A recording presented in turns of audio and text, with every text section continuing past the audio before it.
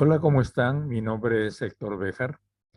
Voy a dedicar estos minutos que voy a usar en esta pequeña conferencia para conversar con ustedes sobre las monarquías, los tipos de monarquía y los teóricos que han escrito sobre estos tipos de monarquía. Y para eso voy a compartir pantalla primero y vamos a entrar precisamente al tema. Veamos.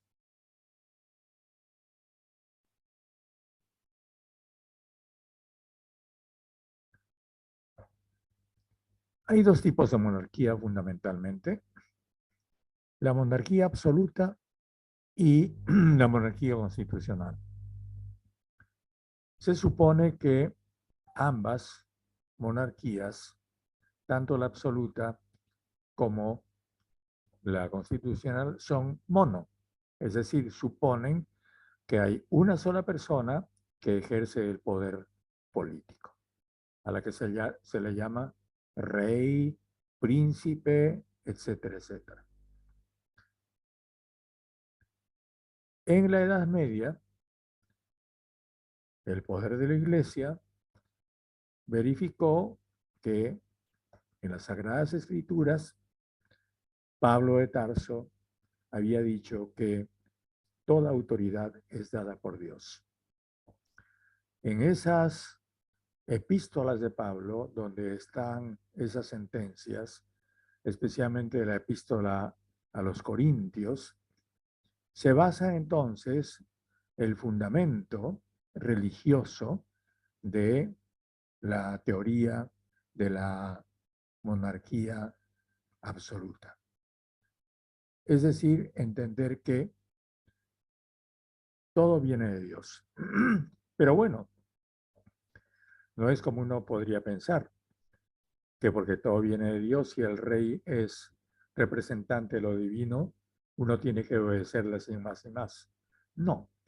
Los teóricos de la monarquía absoluta que estoy mostrando en esta vista, Tomás de Aquino, Bossuet, Thomas Hobbes, Maquiavelo, Baudin, sobre todo Tomás de Aquino y Bossuet, establecen claramente que, dado que los príncipes o los reyes tienen un poder que emana de Dios, responden ante Dios. ¿Y cómo es que responden ante Dios? ¿De qué responden ante Dios? Del cuidado de los súbditos. Porque la monarquía supone monarca y súbditos. Michel Foucault, ya en el siglo XX, estudió esto muy detenidamente y analizó arqueológicamente, como él decía, es decir, a partir de no solamente los grandes teóricos del medioevo, sino de una enorme cantidad de documentos medievales, la teoría del Estado pastoral. Y esa teoría del Estado pastoral establecía que, dado que el monarca es un pastor que responde ante el dueño del rebaño, ese pastor tiene responsabilidad sobre el rebaño. En otras palabras, las ovejas que pertenecen al rebaño deben obedecer al pastor, pero el pastor debe cuidar a las ovejas. Esta es una formulación que sirvió de base a las limitaciones de la monarquía, de las cuales hablaron mucho o escribieron mucho, especialmente Tomás de Aquino y Baudin. Especialmente Tomás de Aquino analiza cómo es que el rey puede convertirse en tirano. Y si el rey se convierte en tirano, es decir, si de monarca y cuidador del rebaño pasa a ser tirano contra el rebaño, entonces el rebaño tiene el derecho, él no habló de derechos, porque en esa época la concepción de derecho teórica no existía como ahora, sino que el rebaño puede desobedecer a su pastor. Bueno, pues veamos entonces Tomás de Aquino, Bossuet, Hobbes, las teorías de Hobbes ya seguramente ustedes las conocen, la famosa teoría de que se necesita un leviatán, es decir, un estado, para controlar los malos instintos que caracterizan a los seres humanos, y eso supone un poder muy fuerte, es decir, lo que después se llamaría, por Max Weber, el poder coercitivo del Estado. El primero que escribe sobre el poder coercitivo del Estado y la necesidad de este poder coercitivo es precisamente Thomas Hobbes. Y ya ustedes saben que Nicolás Maquiavelo lo que hace es dar consejos al príncipe. Es decir, lo que Maquiavelo perseguía a través de sus consejos era que el príncipe tuviera poder y que por tanto se cuidara tanto de sus competidores, de sus enemigos, como de sus propios súbditos. Es decir, que el príncipe debía ser temido, no debía ser amado. Pasemos a otras concepciones.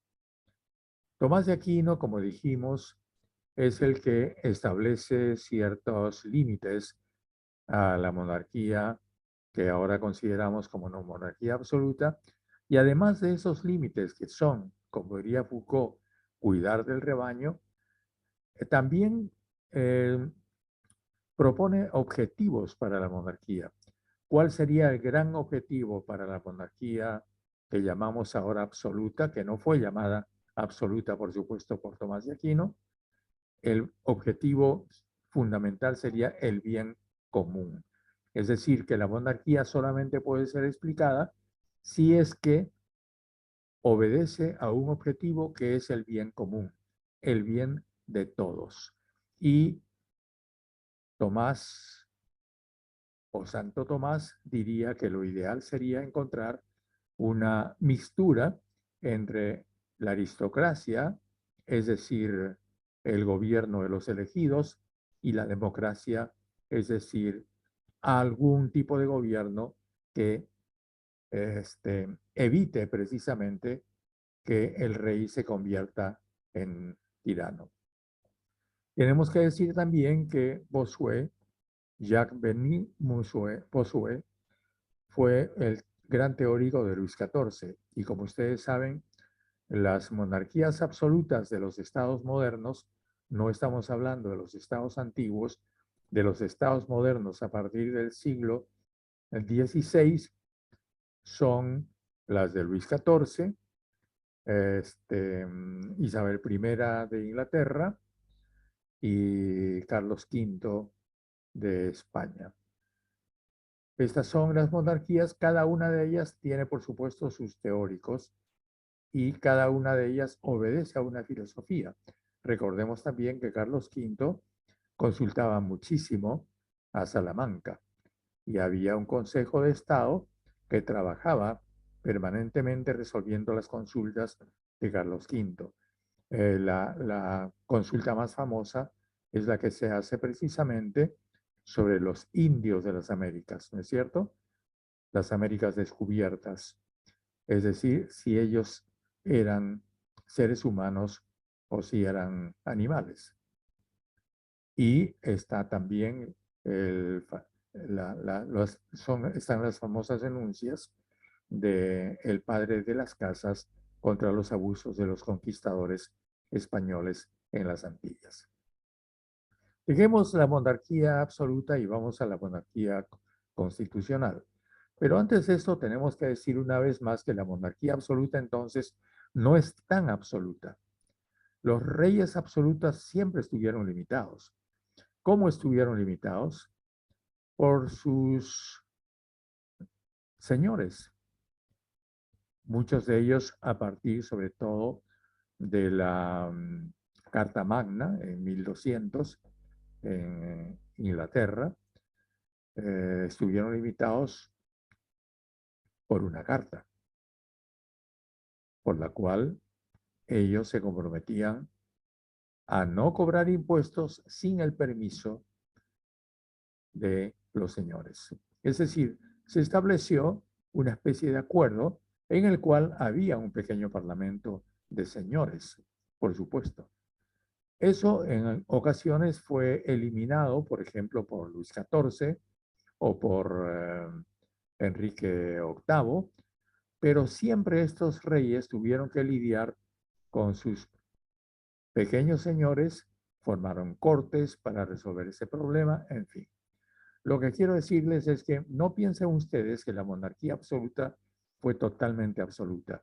Fue una monarquía siempre limitada. Y cuando hablamos de monarquía constitucional, estamos hablando sobre todo de John Locke, del barón de Montesquieu y de Benjamín Constant, que pertenecen a tres momentos de la historia. John Locke pertenece al momento en que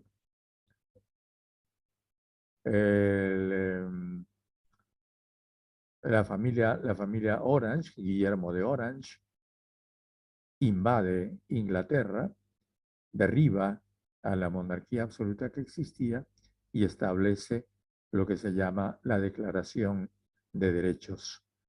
Esto es por los años, al promediar los años 1600, y a partir de eso John Locke, que fue el asesor y el filósofo de toda esta época, es que elabora el primer tratado sobre gobierno civil, que además sería contemporáneo con el otro tratado famoso, que es el del Barón de Montesquieu, en los años previos a la Revolución Francesa, como parte de la Ilustración Francesa, que es el texto conocido como el Espíritu de las Leyes, donde Montesquieu señala los poderes en que el Estado debería estar dividido. Es decir, el poder ejecutivo, el poder judicial, sobre todo, y el poder parlamentario, el poder representativo. Y Benjamín Constant pertenece a otro momento. Es el momento de la Revolución de 1830. Él murió exactamente en la Revolución de 1830, en ese año. La Revolución Francesa que lleva a Luis Felipe de Orleans al poder. Y Luis Felipe de Orleans intenta hacer, duraría poco, intenta hacer una imitación de la monarquía constitucional inglesa, precisamente por, eh, creada en la época de John Locke y creada por la familia Orange, intentaría hacer una, digamos, repetición, no quiero usar la palabra imitación, de ese tipo de sistema. Entonces, los teóricos importantes de la monarquía constitucional son John Locke, el barón de Montesquieu y Benjamín Constant. Benjamín Constant es el que hace la distinción entre la libertad de los antiguos, es decir, lo que podía considerarse libertad en las monarquías antiguas, y la libertad en las monarquías modernas. Y para él esto le parece fundamental porque para Benjamín Constant una época como la antigua, la de los estados antiguos, en que los emperadores, los reyes y los faraones eran propietarios de todo, del suelo y de la gente, no debía ser repetida. Y entonces él establece por primera vez un tipo de libertad que ya es bastante más compleja que aquella de la que habían hablado John Locke y el barón de Montesquieu. Es decir, una libertad que combina la libertad individual con las limitaciones al poder de los reyes. Bueno, pues con esto terminamos nuestra exposición de hoy sobre las monarquías constitucionales y las monarquías absolutas, y me despido de ustedes. Nos vemos en nuestra próxima exposición. Hasta luego.